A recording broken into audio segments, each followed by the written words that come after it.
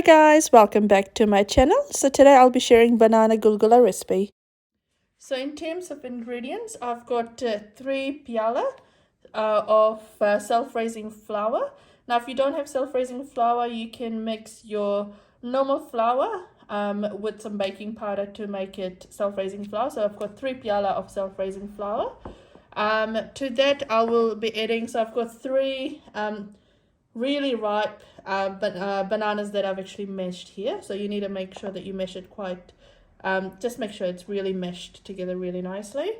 Now the bananas already have a lot of sweetness, so in terms of my sugar, I'm using 1 piala of sugar. Now you can add more if you want to, or add less if you want to as well.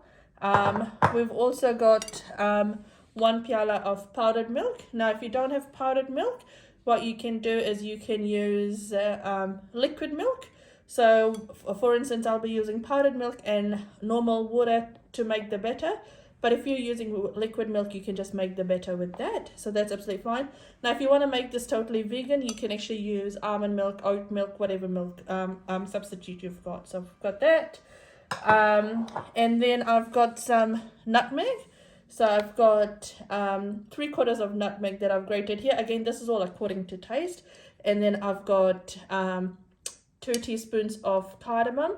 But what I'll do is once I've mixed it through, I'll smell I'll smell the batter just to see if I get enough smell for the nutmegs and the cardamom.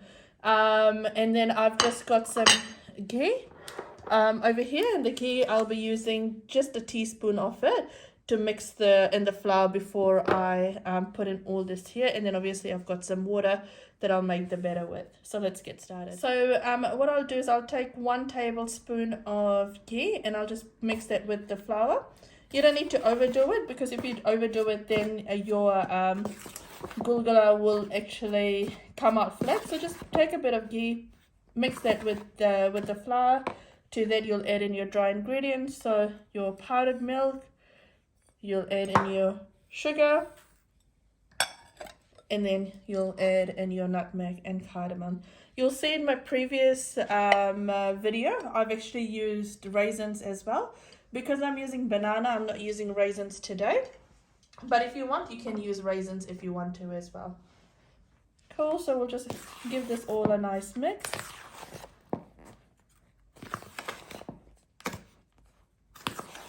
Again, you can adjust the sweetness to your likeness. My bananas are semi-sweet, so that's why I've used one piala of sugar. So I'll just give that a nice mix, just making sure that everything's incorporated really well. Okay, so this is mixed together really nicely. So to this, I'll add in my water. And I'll just eyeball it. So I'll add in a bit and then I'll mix it through. And you would have seen in my previous video, I like to then test it out, which I'll show you anyway, to see if it needs more water or not. Now to this, I'll also add in my banana, just so everything gets incorporated really well. So just mixing it all through. Just make sure you're picking up everything from the sides as well, and just mix it through really well.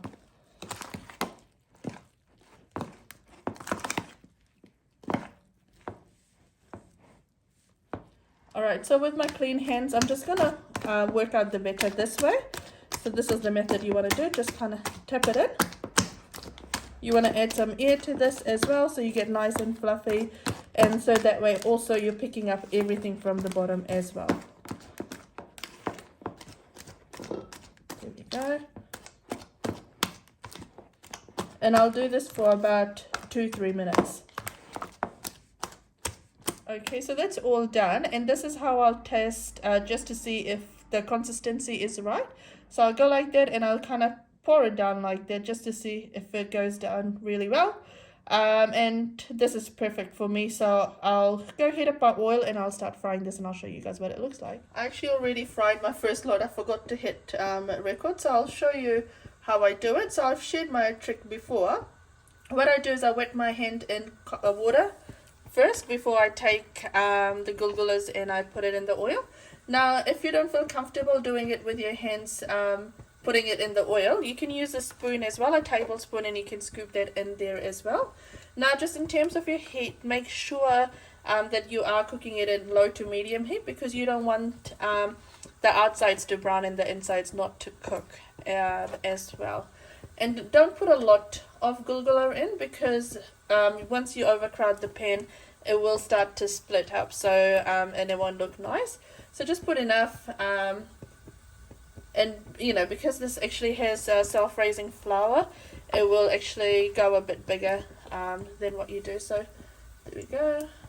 I'll put in a couple more, and then I'll show you what I do once it's all in.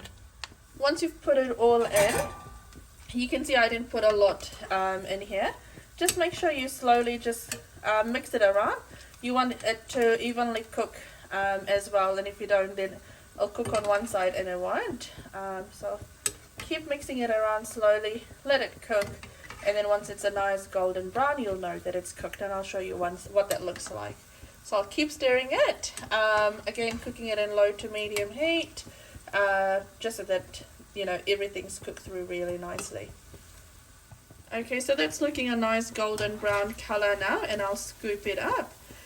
You just want to, when you're frying off anything, take your time to actually drain the oil, because obviously there's oil in here. I mean, it's fried and all that, but you don't want to actually have a lot of oil when you're taking it from here. And you can see a close up there as well, there's not a lot of oil on the surface at all. Cool. So I'll just take this off, and then I'll serve it up once I've done everything, just to show you what that looks like. There we go. There we go, that's all done. Now, if you like my channel, or if you like the recipes that I share, feel free to like, share, and subscribe. And do let me know what else you want me to post. Take care, guys. Bye.